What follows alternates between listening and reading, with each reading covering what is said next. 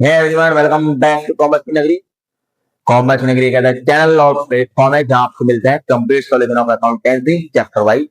हमारा जो चैप्टर चल रहा है वो चल रहा है कैश बुक। तो आज का जो हमारा क्वेश्चन है वो है double column cash book. Important question है, छोटा सा क्वेश्चन है हमारे पास। हमारे इस क्वेश्चन के अंदर बहुत सारे डाउट क्लियर होंगे। तो चलिए करते हैं सबसे पहले क्वेश्चन क्वेश्चन नंबर 18। यहाँ लिखेंगे हम डबल कॉलम कैश बुक। अब डबल कॉलम कैश बुक बनाएंगे, हमारे पास एक डेबिट साइड होगी और एक क्रेडिट साइड होगी। तो पहले परफॉर्म बनाते हैं हम। यहाँ लिखेंगे date particular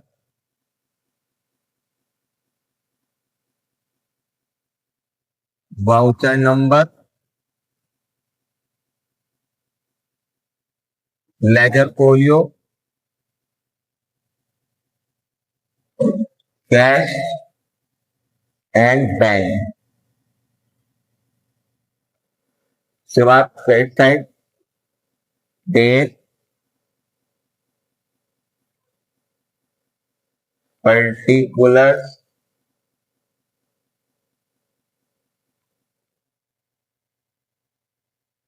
voucher number ledger folio cash and bank. ये क्रेडिट साइड, ये डेबिट साइड। क्वेश्चन कहता है हमारे पास, सबसे पहले हमारे पास ईयर गिवन है 2020। तो बोथ साइड 2020 ईयर लिख देंगे। मंथ हमारे पास गिवन है जनवरी, तो बोथ साइड जनवरी लिख लेंगे। अब 1 जनवरी को क्वेश्चन ने बताया हमारे पास बैंक ओवरड्राफ्ट है 12,000 का एंड कैश इन हैंड है 2300 का। मतलब मेरे हाथ में पैसा है 2300 और मेरा बैंक बैलेंस माइनस में है। तो यहाँ लिखेंगे हम सबसे पहले to balance brought down, cash में डाल देंगे 2300 और 1 जनवरी को यहाँ लिखेंगे बाय बैलेंस ब्रॉट डाउन और बैंक के कैश वाली तरफ डाल देंगे 12,000। ठीक है, हमारा बैंक बैलेंस माइनस में है। बैंक ओवरड्राफ्ट से क्वेश्चन स्टार्ट करते हैं। उसके बाद जनवरी 7 को वो कहते हैं चेक रिसीव हुआ राम से 4,000 रुपीज का और डिस्काउंट अलाउड है 200 रुपीज। अब डिस्काउंट की तो हमें इसके अंदर शो नहीं करनी क्योंकि हमारे पास डबल कॉलम कैश बुक के अंदर कैश और बैंक वाला कॉलम है। कैश डिस्काउंट या बैंक डिस्काउंट कॉलम हमारे कोर्स के अंदर नहीं है अगर आप सीबीएसई से हो। अब 7 तारीख को चेक रिसीव हुआ राम से 4,000 रुपए का। उसके लिए अगर कोई इन्फॉर्मेशन ना होती क्वेश्चन के अंदर तो हम यहाँ लिखते जनवरी 7 और तो राम के नाम से इसको बैंक के अंदर अमाउंट डाल देते हैं। लेकिन 8 जनवरी को ये कहता है deposit the about cheque into bank. मतलब जो चेक राम के पास से हमारे पास आया था वो चेक हमने डिपॉजिट कराया 8 जनवरी को। तो 7 जनवरी की जो एंट्री है चेक रिसीव फ्रॉम राम वो कैश बुक के अंदर नहीं आएगी, वो आएगी जनरल प्रॉपर के अंदर। कैश बुक के अंदर आएगी हमारे पास 8 जनवरी की एंट्री जो बैंक में हमने चेक जमा कराया। तो लिखेंगे टू चेक इन हैंड और 4,000 रुपीज हम बैंक के अंदर डाल देंगे। सिंपल रूल है, पैसा आया चेक आया बैंक डेबिट में, पैसा गया चेक के थ्रू हमने पेमेंट करी कैश और बैंक क्रेडिट में। ये कहता है बैंक। जनवरी 12 को इसने कहा है बैंक। बैंक का मतलब हमने कैश डिपॉजिट कराया बैंक के अंदर। अगर यहाँ होता कैश, इसका मतलब कैश विड्रॉ कराया हमने बैंक से। तो बैंक का मतलब है कि हमने बैंक के अंदर पैसा जमा कराया तो हम बैंक के अंदर कैश डिपॉजिट कराते हैं तो हमारा बैंक इंक्रीज होता है।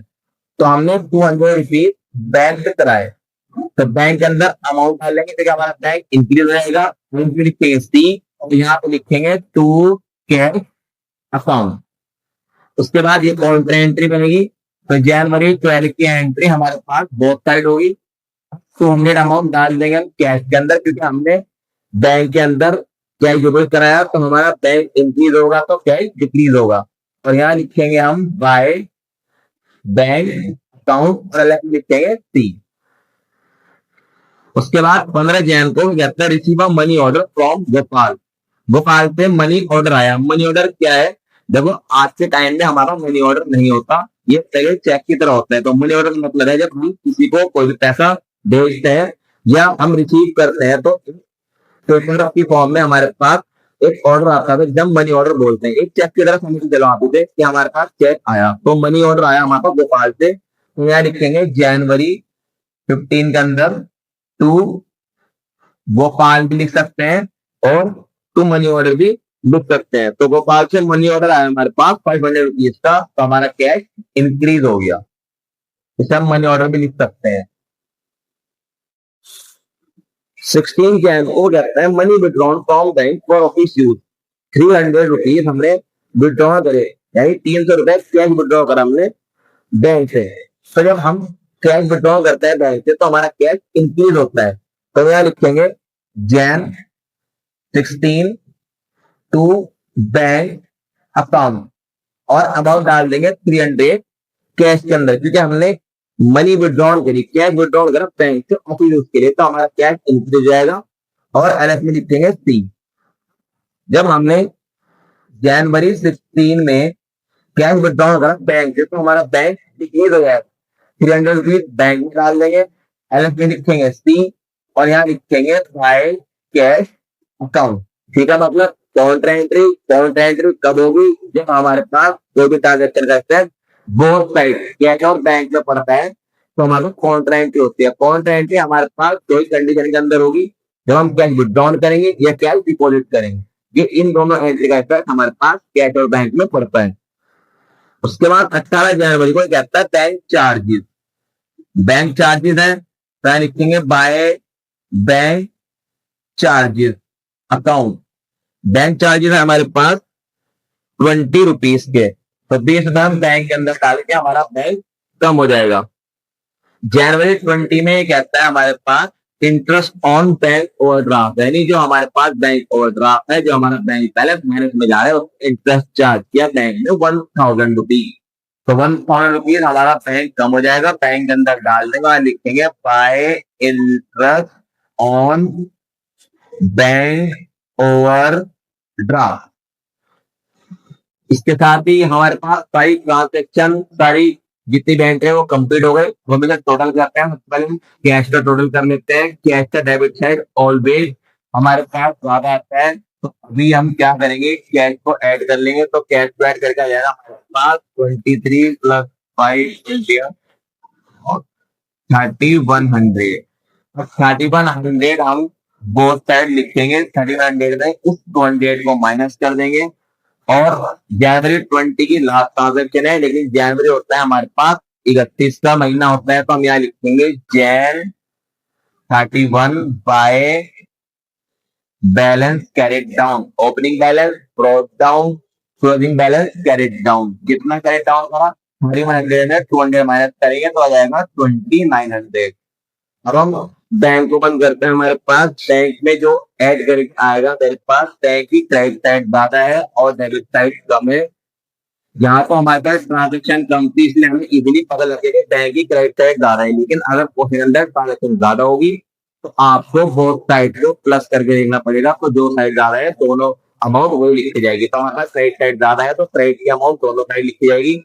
हमारे पास 13,320। तो बोथ साइड लिखेंगे हम 13,320। इसमें से हम माइनस कर देंगे 4200 और यहाँ लिखेंगे जनवरी 31 टू बैलेंस कैरेट डाउन। और 13,320 माइनस किया जाएगा 9,120। बहुत सारे बच्चे गलती करते हैं कि अगर हम बाय बैलेंस शीट लिखते हैं तो यहाँ पे भी बाय बैलेंस शीट ले लेते हैं। देखो क्लोजिंग बैलेंस कहीं भी आ सकता है, बाय साइड भी यानी क्रेडिट साइड भी और डेबिट साइड भी। तो हमारे पास अगर टू वाली साइड आ रहा है, डेबिट साइड अगर 2 लिखेंगे और क्रेडिट वाली साइड आ रहा है तो 5 लिखेंगे। हमारा क्वेश्चन यहाँ कंप्लीट हो जाता है, लेकिन पेपर के अंदर हमारे नंबर कटते हैं अगर हमने ट्रांसफर नहीं करते नेक्स्ट मंथ के लिए। तो जैन के बाद नेक्स्ट मंथ आता है फेब, यहाँ लिखेंगे 1 फरवरी। इस बैलेंस को हम यहाँ पे ट्रांसफर करेंगे, यहाँ लिखेंगे टू बैलेंस ब्रॉट डाउन। 2900 और इस बैलेंस को खुद ट्रांसफर करेंगे हमारे पास फर्स्ट पैर में बाय बैलेंस ब्रॉड डाउन 9120। तो ये हमारा क्वेश्चन कंप्लीट हुआ। आई होप ये क्वेश्चन आपको अच्छे से समझ में आ चुका होगा। इस क्वेश्चन कॉन्सेप्ट है वो सही से समझ में आ चुके होंगे। अगर आपको वीडियो अच्छी लगी तो आप वीडियो को लाइक करें एंड शेयर करें अपने उन सारे फ्रेंड को जो चाहते हैं कि चैनल प्लेटफॉर्म जहाँ पे सिंपल मिलता है अकाउंटेंसी के। Thanks for watching my video. Have a nice day.